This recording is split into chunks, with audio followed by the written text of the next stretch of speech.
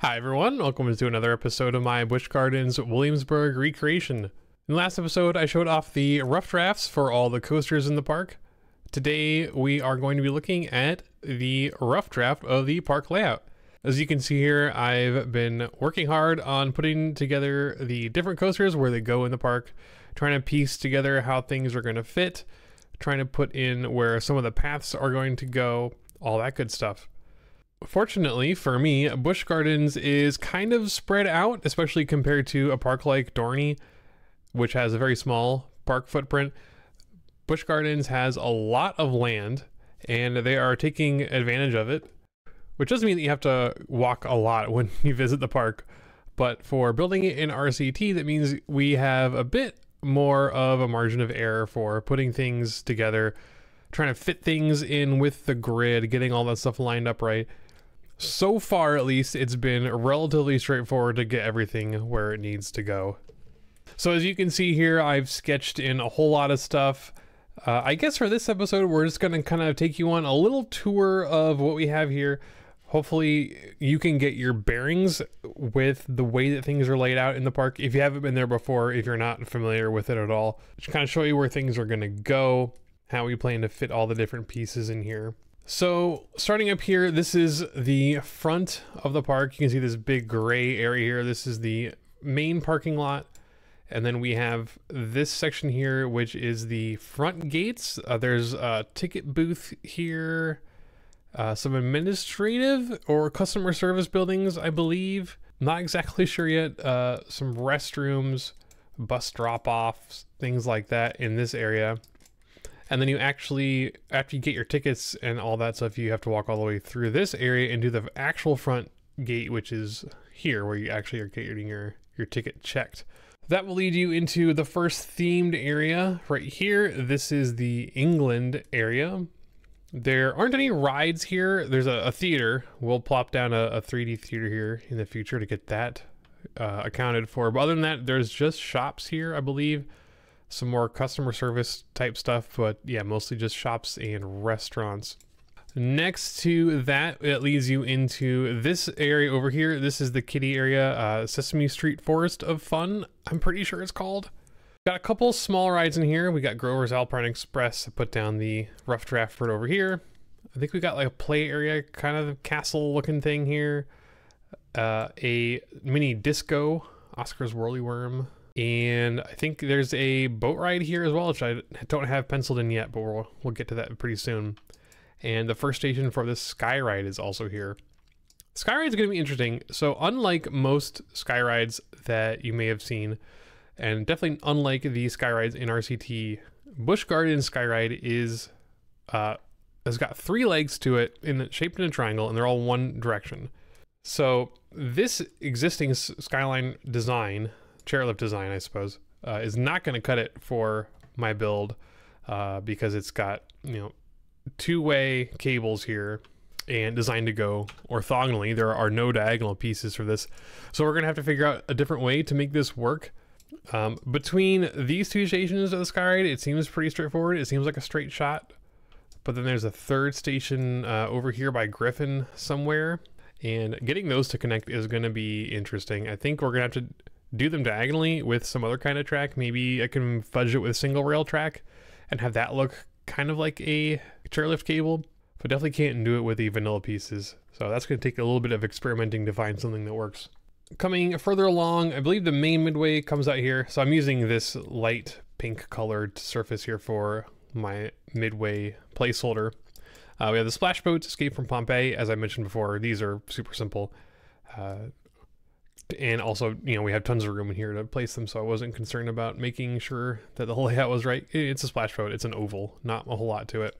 The rest of the Italy area is going to be over here. This has a bunch of little flat rides. So most of these placeholder blocks are either flat rides or buildings that are, I believe, shops and restaurants, maybe some arcades over here.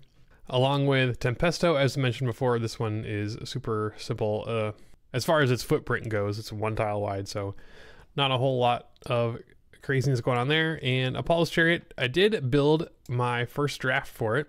And like I said, It's a pretty simple placeholder. It's out and back, and you know, over here there's no other part of the park around here. It just goes off into the woods. So there really isn't a whole lot to worry about with making sure that that is fitting in with everything else in the park. So here's my first draft if you wanted to see it. We're going to rebuild this one in the future. Although I do quite like the way this first draft turned out. I think there is a bit of terrain work that needs to be done as it goes over a river. There's a whole river placeholder somewhere around here that I neglected to put in. It goes this way-ish. So I'll have to make sure that I finish penciling that in.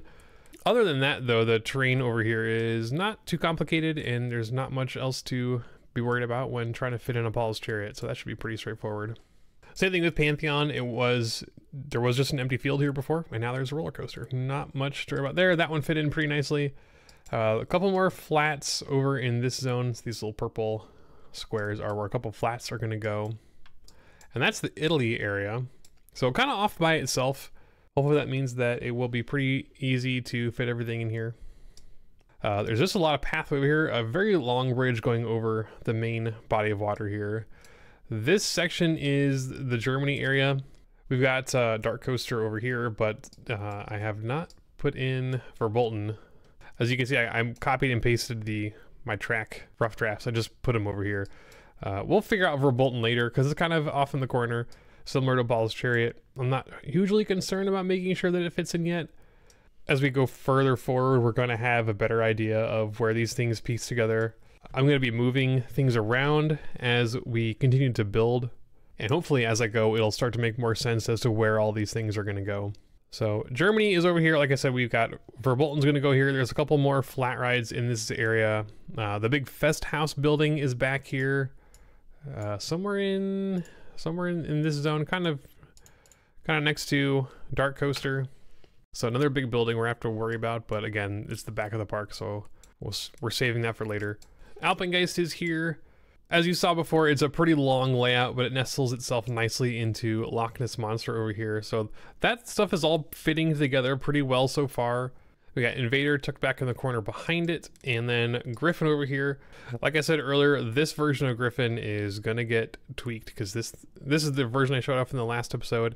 It stinks. Especially this second dive loop right here. This is supposed to be kind of next to Alpengeist Scuba Roll. Like, they're not in the same place at all. So I'm going to have to figure out how to make this fit in here nicely so that not only are the dive loops and everything in the right place and the splashdown makes sense, but also need to fit some of the rides in here. There's a theater over in this area. I think there's one or two other flat rides in here as well. And then, as I mentioned before, the Skyride station, it's supposed to be over here somewhere. So I'm not sure how I'm going to fit that in here.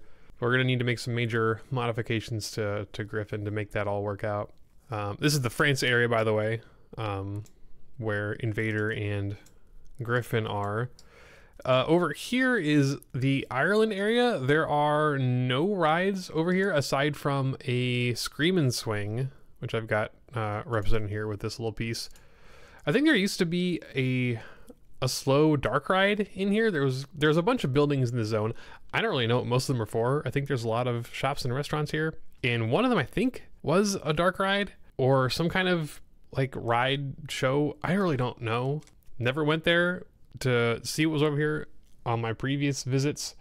And on my last visit, it wasn't there at all. So gonna have to look at some Street View, figure out what's going on over here. But without a lot of references with rides, I don't really have a great idea yet. So we'll figure that out later.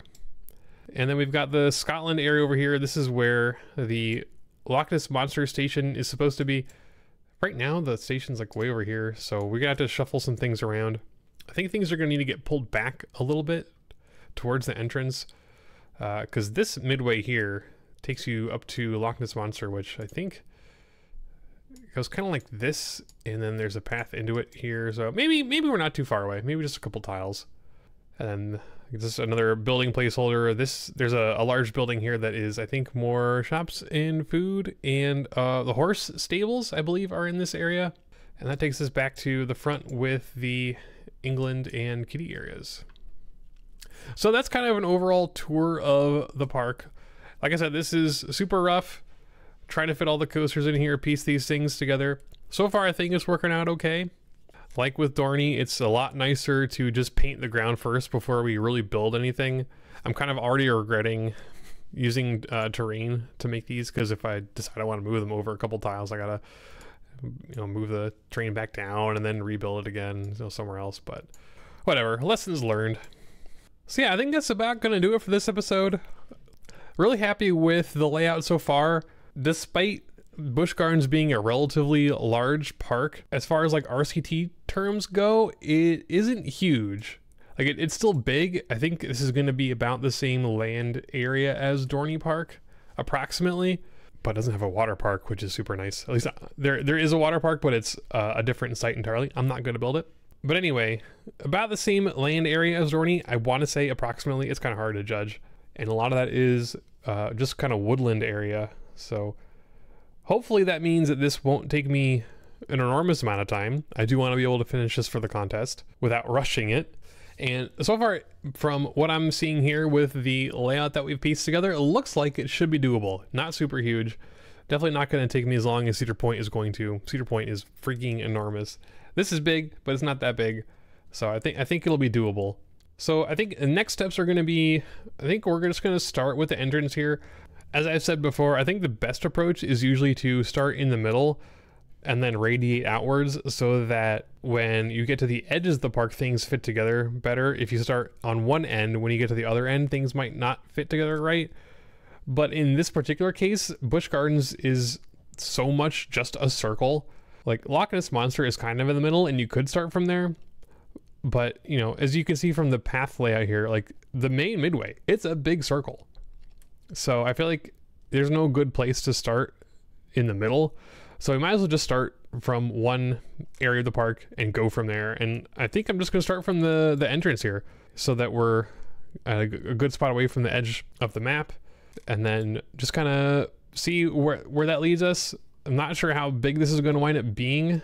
Hopefully we won't need to worry too much about shifting stuff back if we need more space up here. We'll see how it goes. But overall, I'm pretty excited with the way this is shaping up so far. Feeling pretty optimistic about the way this is gonna turn out. So that's gonna do it for me for today. Just kind of want to give you an overview of where we're at, show you off the plan, and we'll start building some real stuff next episode. But I hope you enjoyed this episode, and I will see you next time. Thanks for watching.